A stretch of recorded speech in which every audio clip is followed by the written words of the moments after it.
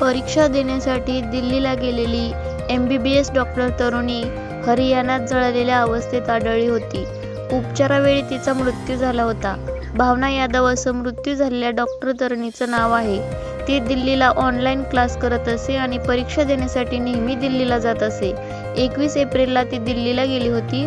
त्यानंतर 24 एप्रिलला एका तरुणाने फोन करून भावना आगीत होरपळल्याचं आणि हिसारमध्ये एका रुग्णालयात उपचार सुरू असल्याचं सांगितलं. यानंतर तरुणाचा फोन बंद झाला. दरम्यान या प्रकरणी पोलिसांनी जयपूरमध्ये गुन्हा दाखल केला असून हिसार पोलिसांकडे गुन्हा वर्ग करण्यात आलाय. हिसार पोलिसांनी भावनाला रुग्णालयात दाखल करणाऱ्या तरुणाच्या राहत्या घरी चौकशी केली. तो एका विद्यापीठात क्लार्कची नोकरी करत असून त्याच्या घरी पेट्रोलची बाटली आणि इतर काही पुरावे आढळले आहेत.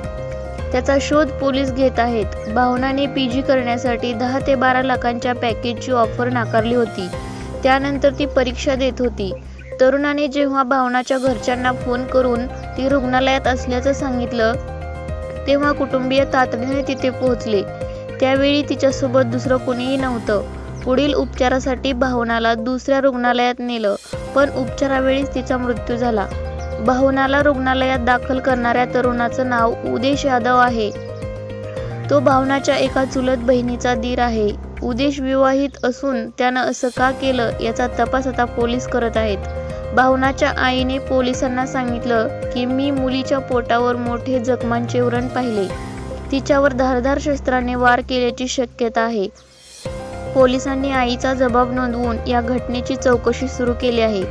पोलिसांनी भावनाचा फोन ताब्यात घेतलाय, तर तिच्या मित्रांची चौकशी केली जात आहे.